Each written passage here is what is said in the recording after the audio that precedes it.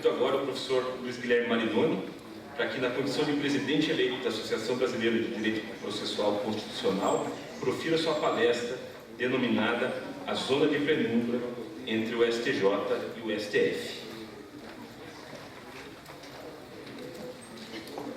O professor Luiz Guilherme Marinoni é professor titular de Direito Processual Civil da Faculdade de Direito da Universidade Federal do Paraná, pós-doutor pela Universidade Estatal de Milão e pela Columbia University, e, para nosso orgulho de todos os paranaenses, possui 55 livros publicados, 17 deles em países da América Latina e da Europa. E agora presidirá a Associação Brasileira de Direito Processual Constitucional. A palavra é sua, professor. Obrigado. Eu cumprimento os colegas e amigos que estão à mesa e também a todos aqueles que hoje participam do 2º Congresso Brasileiro da Associação Brasileira de Direito Constitucional e Processo Constitucional. Você exagerou um pouco em relação ao número de livros, não chego perto de 50 e poucos livros. Mas muitas pessoas contam às vezes e surgem esses números, mas só para me livrar da queixa de exagerado e mentiroso também, eu faço essa advertência. Muito obrigado. É um grande prazer poder assumir a presidência da Associação Brasileira de Direito Processual Constitucional neste belíssimo congresso realizado em Curitiba. Sinto-me muito feliz e honrado.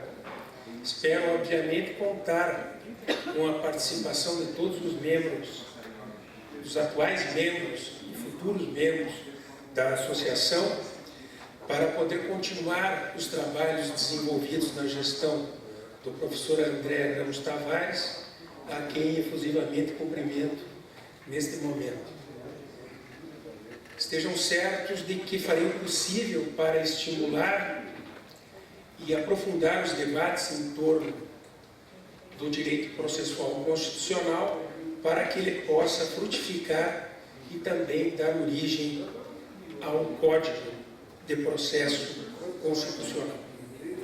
O tema da minha exposição, como o nome indica, tem a ver com uma situação que se coloca sobre as funções do Superior Tribunal de Justiça e do Supremo Tribunal Federal.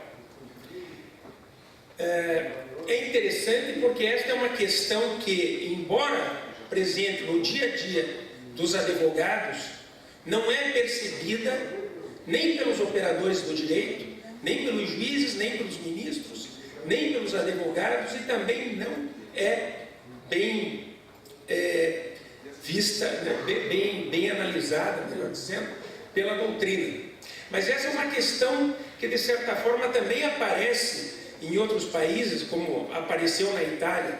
Ela aparece, na realidade, em todos os países que têm uma Corte Suprema responsável pela atribuição de sentido à lei federal, ao direito infraconstitucional, e uma Corte responsável pela tutela da Constituição. Na Itália surgiu, em determinados momentos da história, após a instituição da Corte Constitucional, em virtude da Constituição da República de 1948, sérias situações de tensão entre a Corte de Cassação e a Corte Constitucional. Mas basicamente porque também na Itália, como ocorre, me parece, no Brasil, ainda não se definiu qual é a Corte Suprema que deve definir a interpretação da lei nos termos da Constituição.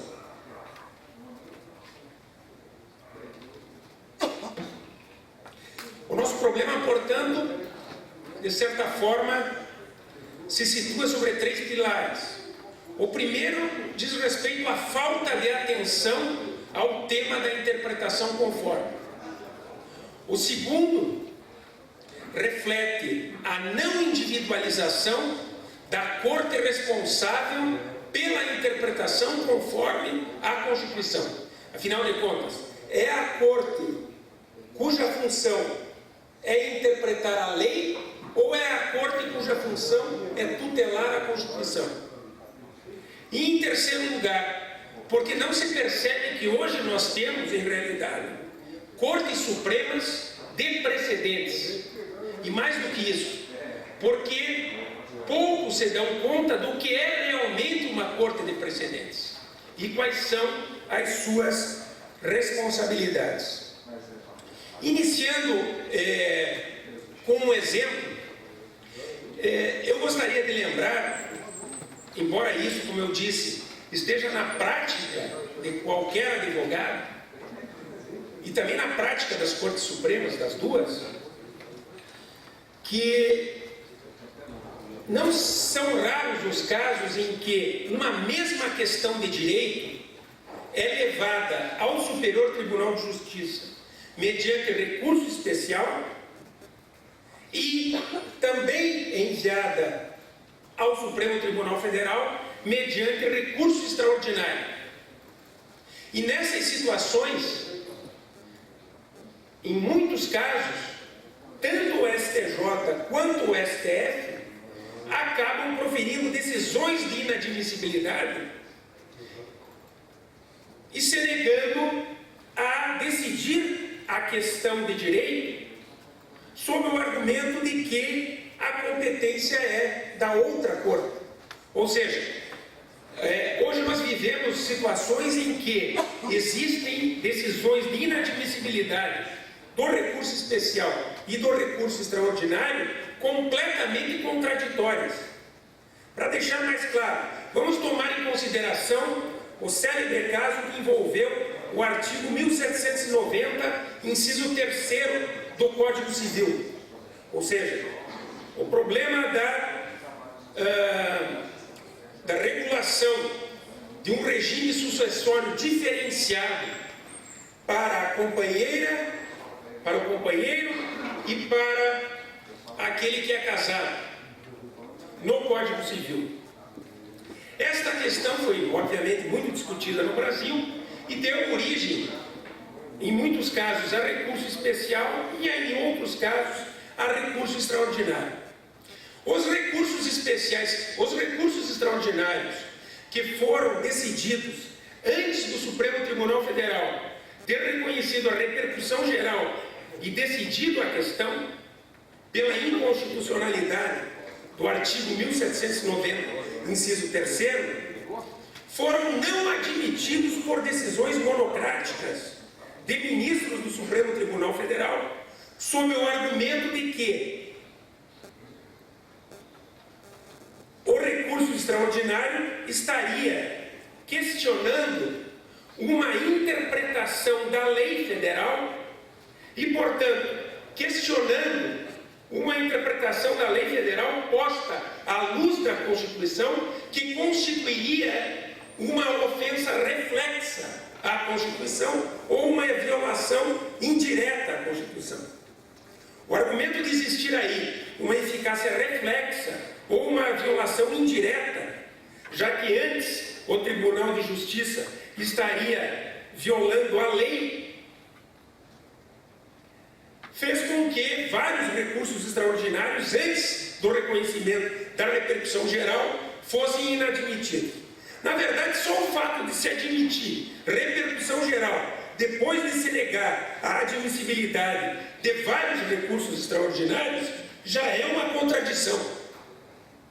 Entretanto, essa contradição fica ainda mais clara quando nós olhamos para o que aconteceu no Superior Tribunal de Justiça diante de iguais recursos, diante de recursos que afirmavam que a interpretação do Tribunal de Justiça estava contrariando o artigo 226, parágrafo 3º da Constituição, que, segundo o recurso, teria equiparado a união estável e o casamento.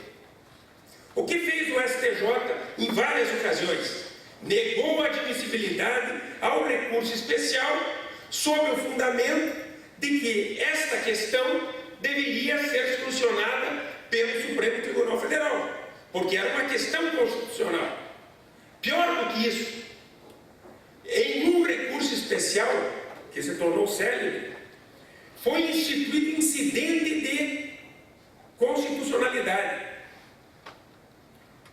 A Corte Especial do Superior Tribunal de Justiça, ao julgar o incidente, declarou que não tinha competência para analisar a constitucionalidade do artigo 1793, exatamente porque isso seria apenas de competência do Supremo Tribunal Federal.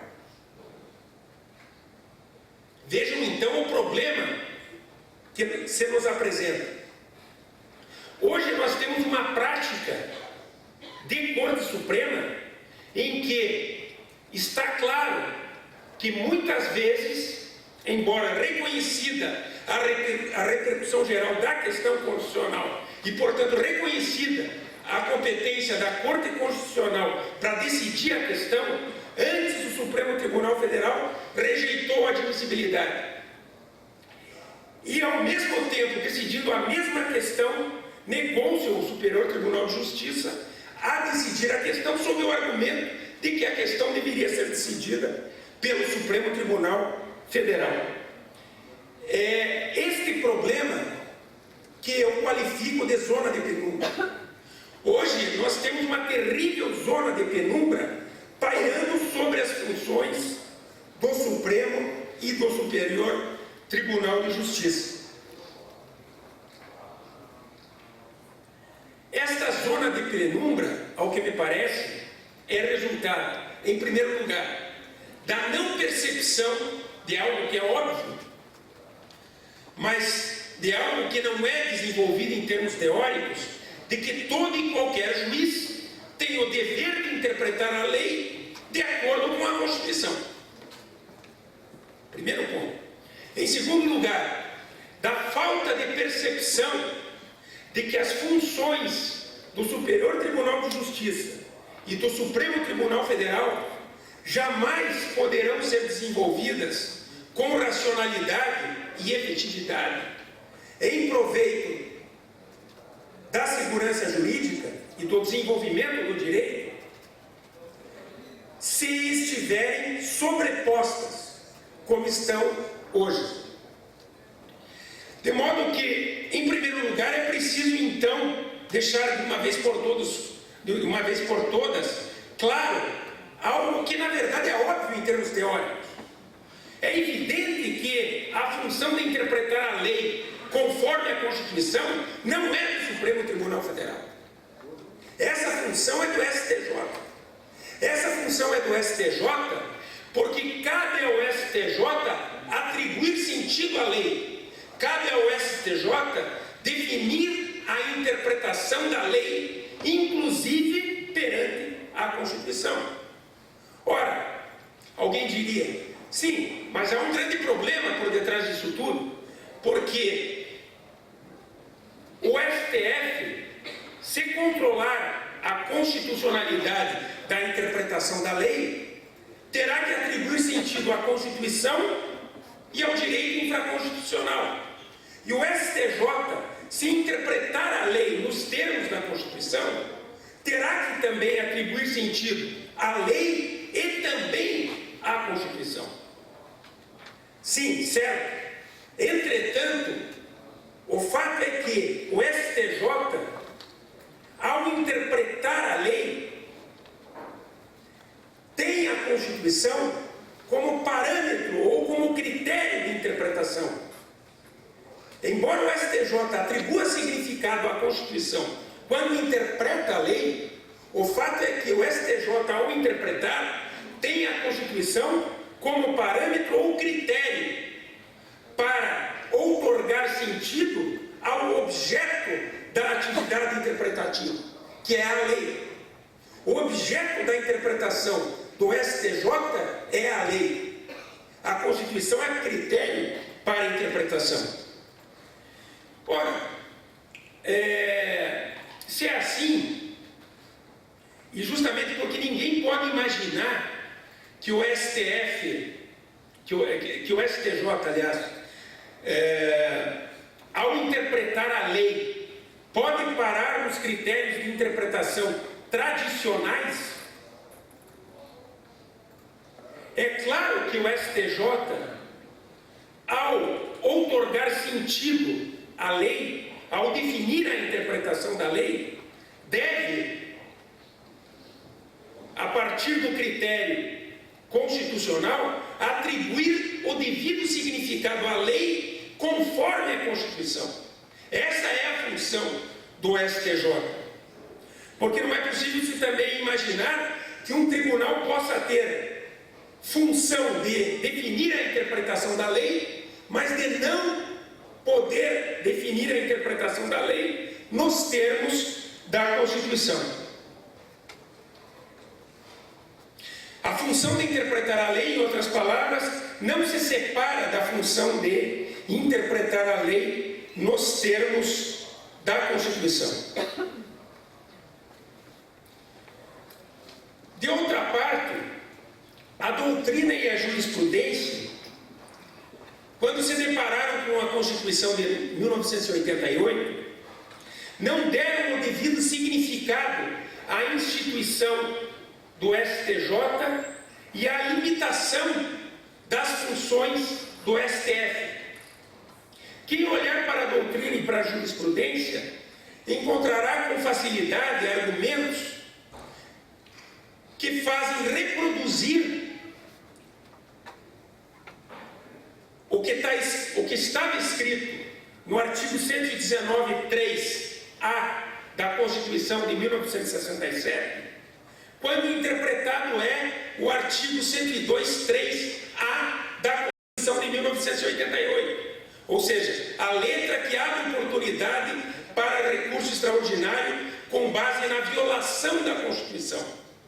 Ora, afinal de contas, como que nós podemos e devemos interpretar o que é violação da Constituição, quando nós temos agora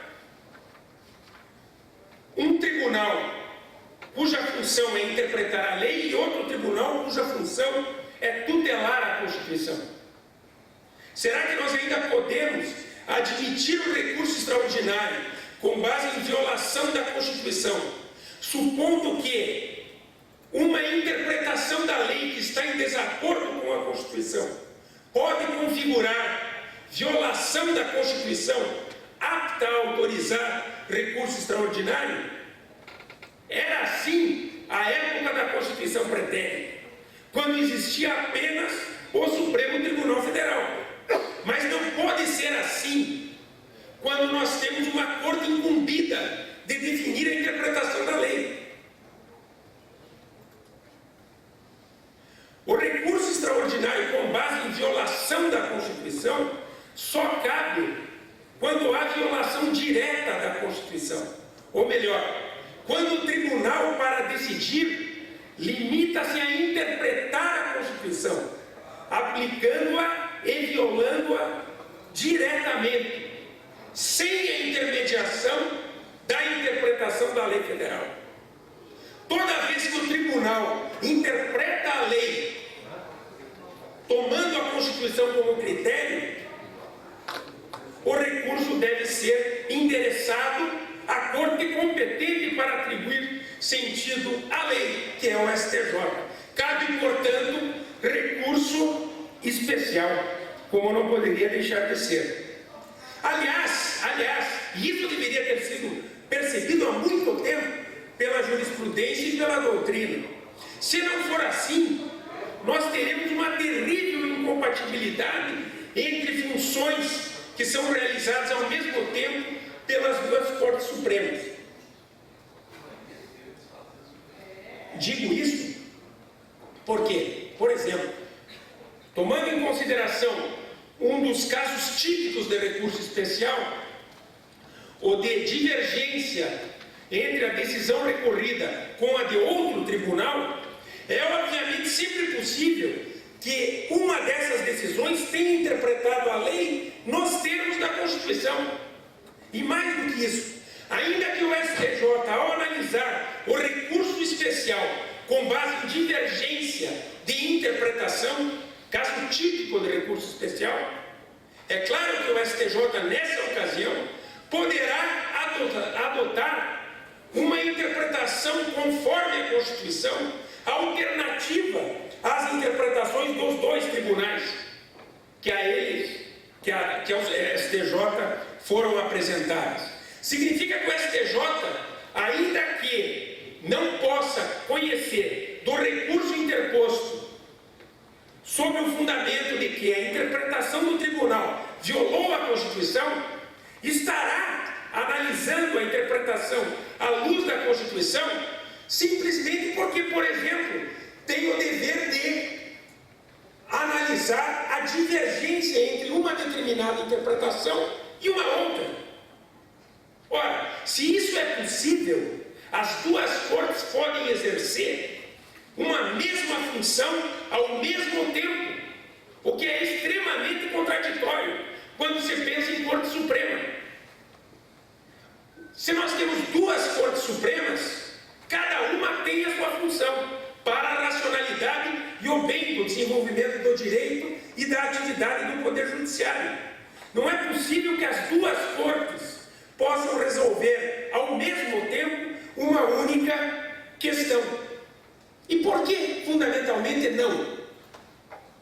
Porque eu tomo aqui, eu acho que é importante aqui, eu não queria me alongar, mas eu acho que é importante aqui destacar uma lição que foi desenvolvida por Crisafulli, na Itália, um dos maiores constitucionalistas italianos do século XX e juiz da Corte Constitucional por um determinado período, justamente para solucionar o problema da tensão entre a Corte de Cassação e a Corte Constitucional italiana. Bem, Crisafulli, um adepto da teoria que separa texto e norma, um adepto da teoria desenvolvida na Escola de Gênova, por Tarello e muitos outros, não só admite a distinção entre texto e norma, ou seja, entre dispositivo e interpretação, como ainda propõe a distinção entre interpretação e norma individual, a interpretação feita por um tribunal isolado ou por um juiz isolado, e norma vivente. A norma vivente tem uma associação com o chamado direito vivente. A norma vivente, para Crisafulli, é aquela norma que deriva da anterior discussão entre os juízes e os tribunais acerca da devida interpretação do texto legal. E exatamente por isso tem que chegar à Corte de Cassação, para que a Corte de Cassação, desenvolvendo a sua jurisprudência, possa, ao estabelecer uma jurisprudência dominante, chegar àquilo que é a norma vivente. Ou seja, a norma vivente é o resultado do debate e das discussões interpretativas acerca do texto legal. E é definida, em um determinado momento, pela jurisprudência predominante da Corte de Cassação.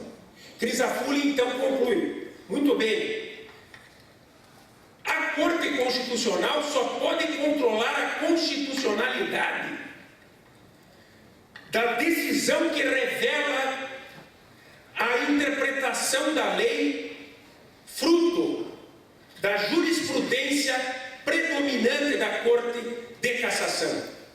E diz isso dizendo que, se não for assim, a jurisdição constitucional estará, ao exercer a sua função, tomando em consideração uma interpretação minoritária, uma interpretação ocasional de um determinado juiz ou tribunal regional, e não a interpretação majoritária.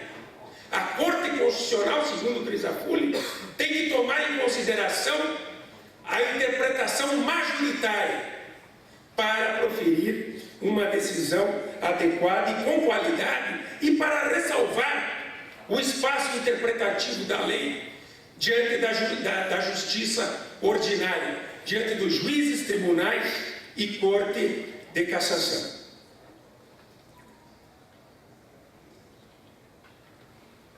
Significa, então, claramente, que para Crisafulli seria prematuro controlar a constitucionalidade de uma decisão de um tribunal regional. Aliás, é muito claro, a meu ver, o equívoco de se imaginar que é possível interpor recurso extraordinário contra uma decisão que interpreta a lei, sob o argumento de que a interpretação está violando a Constituição. Isso é um grande equívoco, porque não é possível que o Supremo Tribunal Federal analise a interpretação do Tribunal de Justiça do Rio Grande do Sul antes de analisada a interpretação do Tribunal de Justiça do Rio Grande do Norte pela Corte competente para a interpretação da lei. Ou seja, o STF, quando for o caso, terá que considerar uma interpretação que frutificou no STF a partir das várias interpretações dos tribunais de justiça e dos tribunais regionais federais. Ademais, não há também como se entender que é possível interpor recurso extraordinário de toda e qualquer decisão do STF sob o argumento de violação da Constituição, quando o que ocorreu foi a interpretação da lei federal. Não é possível por quê? Não é possível porque o STJ tendo a função de interpretar a lei, tem o dever de definir a interpretação da lei. E enquanto a discussão sobre a interpretação da lei não estiver definida no âmbito do STJ, não pode caber recurso extraordinário. Só pode caber recurso extraordinário depois de definida a interpretação mediante precedente, ou seja, mediante decisão dotada de qualidades aptas ao surgimento de um precedente interpretativo, de um precedente que revela o modo como o texto deve ser interpretado. Antes disso, não há razão para se admitir um recurso extraordinário. Alguém estranharia. Por que não há razão? Eu posso ser prejudicado, então, por uma decisão constitucional e não posso recorrer ao Supremo? Sim, não pode. Não pode. Porque o Supremo, se quer ser uma corte constitucional, tem que compreender que, obviamente, não pode julgar todos os casos que a eles são submetidos. Não é essa a função do Supremo. A função do Supremo é tutelar a Constituição, evitando a dispersão de uma norma inconstitucional editada pelo STJ. Se o presidente do STJ tem que ser aplicado à resolução de todos os casos pelos demais juízes e tribunais de justiça e regionais federais, estará o Supremo Tribunal Federal apenas controlando a constitucionalidade da interpretação infiltrada no precedente, para evitar a difusão de uma norma inconstitucional.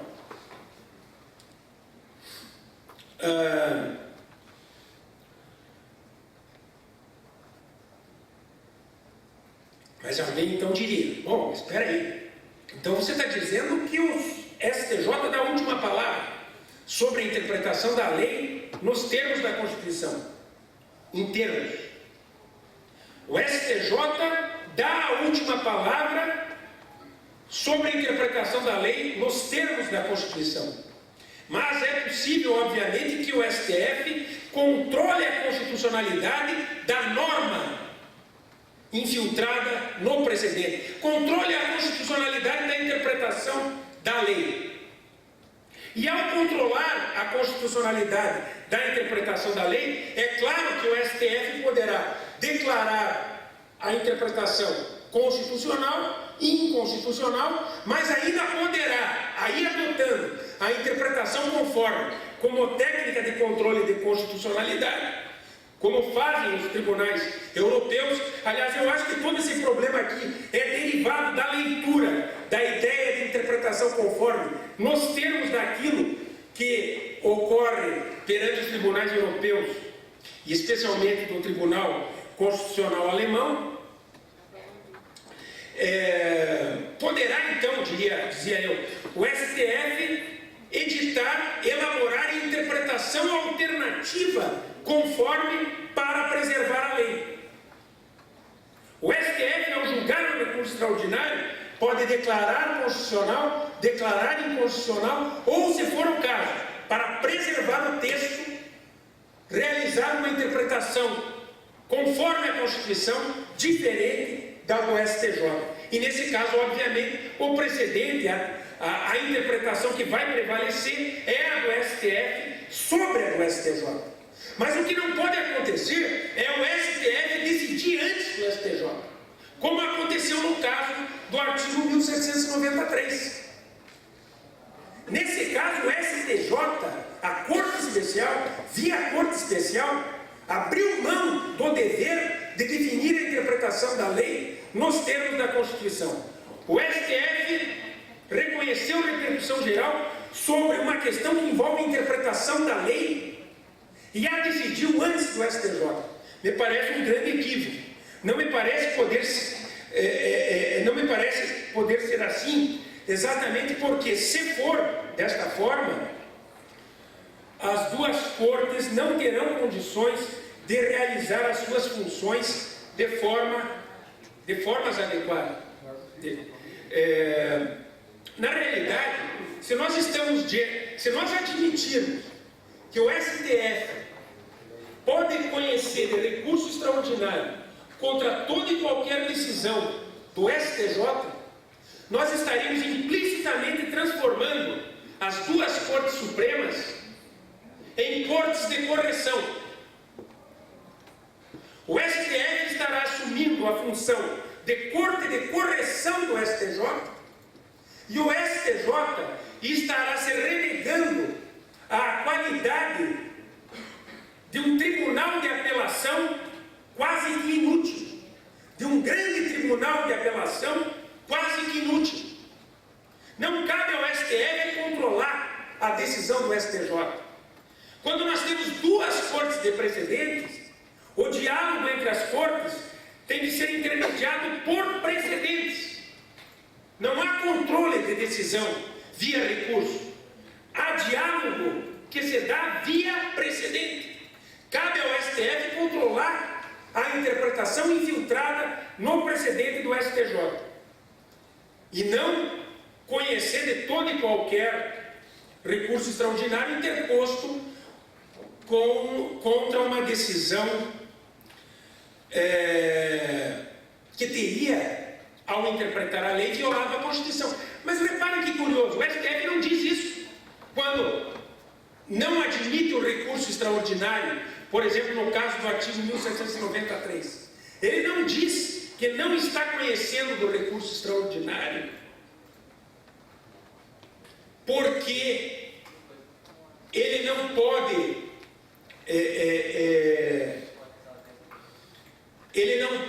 julgar, porque não há repercussão geral, ou porque ele não pode julgar o caso, exatamente porque ele não encontra a repercussão geral, né?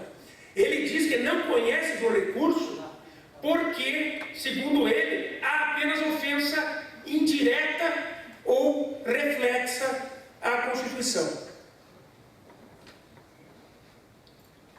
Bem, mas se hoje nós temos um instrumento da repercussão geral, um instrumento típico de corte de precedentes, aliás, não existe razão para se ter repercussão geral se a corte não é de precedente. Ora, se hoje nós temos repercussão geral para evitar que o STF tenha que julgar todo e qualquer caso, casos iguais e que não merecem grande significação, é claro que há de se ver que o instrumento da repercussão geral tem uma relação de causa e efeito com a ideia de que o STF só pode conhecer de recurso extraordinário depois do STJ ter definido a interpretação da lei, se for o caso, nos termos da Constituição. Bem, o meu objetivo com essa rápida exposição é justamente a de tocar um ponto seríssimo para aqueles que advogam e para aqueles que vivem a prática das Cortes Supremas. É muito frequente a dúvida a respeito do recurso a ser interposto, ser especial ou extraordinário, nas situações em que o tribunal interpreta a lei. Quem imagina que o tribunal pode ao interpretar a lei em desconformidade com a Constituição, viola a Constituição, porque não se fala em direto, né? Viola a Constituição, e nesse caso cabe extraordinário, vai interpor extraordinário. Quem entende que nesse caso não há, como quer, aliás, o STF, não há violação direta, há apenas ofensa reflexa ou ofensa indireta, vai interpor recurso especial. Mas isso vai pelo achismo, vai pelo momento, vai pela ocasião. Os livros de direito processual e os livros de direito constitucional não esclarecem nada a respeito de qual recurso deve ser interposto numa situação como essa. Não esclarecem nada a respeito de qual das cortes deve resolver a questão da interpretação da lei nos termos da Constituição.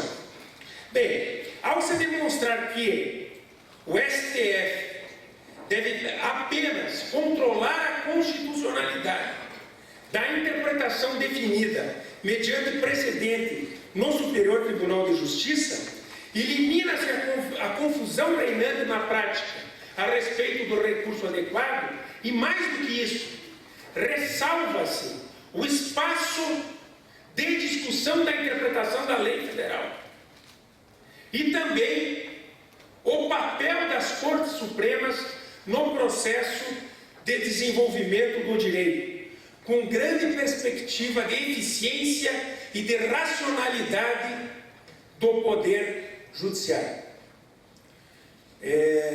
Eu agradeço muito a atenção de todos, agradeço novamente os amigos e colegas que aqui estão presentes, reafirmo o meu orgulho de hoje estar assumindo a presidência da associação e espero que todos tenham um excelente congresso. Muito obrigado.